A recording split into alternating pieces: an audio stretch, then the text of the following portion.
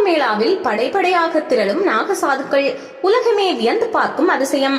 கும்பமேளா நிகழ்வின் நாயகர்களாக இருப்பவர்கள் அகோரிகள் என்ற நாகசாதுகள். இந்த நாகசாதுக்கள் இந்தியாவின் மர்மமான போர் வீர சன்னியாசிகள் என்று கூறப்படுகிறது. இவர்களே மகா கும்பமேளாவின் மையமாக உள்ளனர். அவர்கள் யார், அவர்கள் எங்கிருந்து வருகிறார்கள், திருவிழா முடிந்து எங்கு செல்கிறார்கள் என்பது இன்றளவும் மர்மமே. 1664ஆம் ஆண்டு காசி விஸ்வநாதர் கோயிலை அவுரங்கசீப் தாக்க துணிந்த போது இந்த நாகசாதுக்களை கண்டதும் அவுரங்கசீப் நடுநடுங்கி போனான். 1669ஆம் ஆண்டு காசி ஜோதிர்லிங்கத்தை பாதுகாக்க 40,000க்கும் மேற்பட்ட நாகசாதுக்கள் தங்கள் உயிரை தியாகம் செய்தனர். 1757 மார்ச் 15 யமுனை நதியை கடக்கிறான் அகமது ஷா அப்தாலி. கோகுலத்தை சூறையாட வருகிறான் அவன். அகமது ஷா அப்தாலிக்கு எதிரான போரை நாம் மறந்து விடலாமா? வாள், திரிசூலம், சூலாயுதம், அம்புவில் ஏந்தி அவனை எதிர்த்து போரிட்டவர்கள் நாகசாதுக்கள். பல்லப் காக்காக் வீழ்ந்தது. அகமது ஷா அப்தாலி ஜஹான் கானை அவனது படையை மெதுவாக பின்தொடர்ந்தான். கோகுலத்தை சூறையாட பேராசையுடன் வந்தான். பைராகிகள் என்ற நாகசாதுகள் 40,000 பேர் இருந்திருக்கலாம். அது நாகசாதுக்கள் ஆப்கானியரை எதிர்த்த புனிதமான போர். வலிமையான ஆப்கானியர்கள் இனி போரிட முடியாது என்று புறமுதுகிட்டு ஓட வைத்தது இந்த நாகசாதுக்கள் தான்.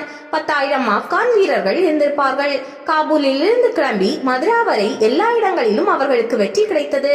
ஆனால் கோகுலத்தை சூறையாட அவர்களால் முடியவில்லை. ஏன் தெரியுமா? எல்லாவற்றையும் துறந்தவர்கள், இறைவனின் திருநாமம் ஒன்றே சாட்சி என வாழ்பவர்கள் நாகசாதுக்கள் தங்களை முழுமையாக வெளிப்படுத்திக் கொண்டதால். நாகசாதுக்கள் ஆடையின்றி நவீன காலத்தில் எந்த தேவைகளும் இன்றி புனிதர்களாக வாழ்கிறார்கள் என்பது இந்த பாரத பூமியை காப்பதற்கும் ஆசீர்வாதங்களை வழங்குவதற்கும் தான். ஆன்மீக ஞானம் பெறுவதற்காக எல்லாவற்றையும் விட்டுவிட்டு ஆன்மீக வாழ்க்கையை தொடங்கிய துறவிகள் அவர்கள். நாகசாதுக்கள் கோவில்களின் பாதுகாவலர்கள். மகா கும்பங்களில் சாரி சாரியாக கலந்து கொள்வதை இன்றும் நம்மால் பார்க்க முடிகிறது. இந்து மதத்திற்காக தங்கள் வாழ்க்கையை அர்ப்பணிக்கும் மனிதர்கள். நாகசாதுக்கள் மந்திரங்கள் மற்றும் கணிதம் ஆகியவற்றை பாதுகாக்க வல்லவர்கள். திரிசூலங்கள், கடாக்கள், தீர்தனுஷ் மற்றும் ஆயுதத்திறன்களை கொண்டிருந்தனர். நாகசாதுக்கள் படையெடுப்பாளர்கள் மற்றும் முகலாயர்களிடமிருந்து சிவமந்திரங்களை வெற்றிகரமாக பாதுகாத்தனர். இந்த மகா கும்பமேளா விழாவை உலகத்தின் அனைத்து தரப்பினரும் மிக மிரட்சியுடன் பிரமித்து பார்க்கிறார்கள். இந்த அகோரிகள் யார்? படை திரண்டு லட்சக்கணக்கில் வருகிறார்கள்.